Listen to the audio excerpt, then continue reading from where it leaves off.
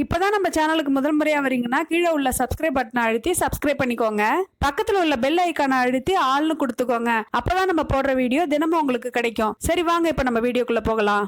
இறந்து போன 90 வயதை கடந்த ரங்கு என்கின்ற ரங்கம்மா பாட்டியின் அருகில் கூடி நின்ற உறவு பெண்கள் அவரது பெருமையை சொல்லி பாட்டு பாடி கட்டி எழுதினர்.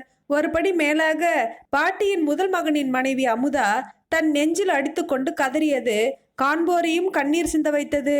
மாமியா செத்து போனதுக்கு கூட பெத்த தாய் போன மாதிரி எவ்வளோ துக்கத்தில் அழுகிறா பாரு என்று பக்கத்து வீட்டினரும் உறவினர்களும் அமுதாவை பார்த்து ஆச்சரியப்பட்டனர். என்னடி அமுதா, நெசமாவே அழுவுறியா இல்ல சொந்த பந்தத்துக்காக அழுவுறியா? நீயே பேரம்பேத்தியெல்லாம் எடுத்துட்ட, அப்போ உனக்கு பேத்தினா உன் மாமியாருக்கு கொள்ளு பேத்தின்னு வச்சுக்கோய. முழுசா வாழ்ந்து முடிச்சுட்டு போறவங்கள சந்தோஷமா அனுப்பி வைக்கிறத விட்டுட்டு இப்படி அழுவுறியே என்று சிநேகிதி வசந்தி கேட்ட கேள்விக்கு பதில் சொல்ல கண் சிமிட்டி கூட்டத்தை விட்டு தனியறைக்கு அழைத்து சென்று கதவை தாழிட்டாள் அமுதா. எப்ப பார்த்தாலும் அதை பண்ணாத இதை பண்ணாத, அவ கூட பேசாத இவன் கூட பேசாத, அவ கெட்டவ இவன் நல்லவ, இதை தின்னா அது வரும் அதை தின்னா இது வரும்னு காலையில எந்திரிச்சா தூங்க போற வரைக்கும் சொல்லிக்கிட்டே இருக்கும். கல்யாணமான காலத்துல இருந்து பேத்தி எடுக்கிற வரைக்கும் இந்த மாமியா கழுவிக்கிட்ட எப்படியோ சமாளிச்சுட்ட. இனிமேலாவது உசுறு போற வரைக்கும் நிம்மதியா வாழலான்ற சந்தோஷத்துலதான் தேம்பி தேம்பி அழுதுகிட்டு இருந்தேன். அதை போய் சொந்தக்காரங்க தப்பா புரிஞ்சுக்கிட்டாங்க, அதை நீயும் அப்படியே நம்பிட்ட என்று முகம் மலர சிரித்தாள் அமுதா. என்னதான் இருந்தாலும் உன் புருஷனை பெற்றவங்கள தொல்லன்னு சொல்லக்கூடாது. அவங்களுக்கு தன்னோட மாமியா சொன்னதை உன்னோட மாமியா உனக்கு சொல்லியிருக்காங்க. அனுபவம் இல்லாத சின்ன வயசுல மனம் போற போக்குல வாழ்ற நம்மள அனுபவம் இல்ல பெரியவங்க நம்மள பக்குவப்படுத்துறாங்க. என்ன மற்றவங்கள விட உன் மாமியாக்காரி கொஞ்சம் ஓவரா பண்ணிட்டாங்க.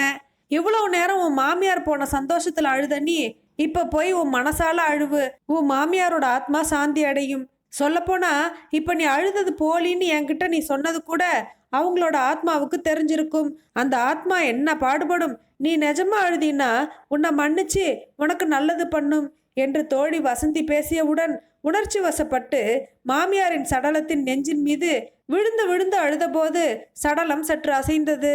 பாட்டிக்கு உசுறு வந்துருச்சு, பாட்டி பொழைச்சிட்டாங்க என்று அருகில் இருந்தவர்கள் சத்தமிட இதை கண்ட அமுதாவுக்கு மயக்கமே வந்துவிட்டது.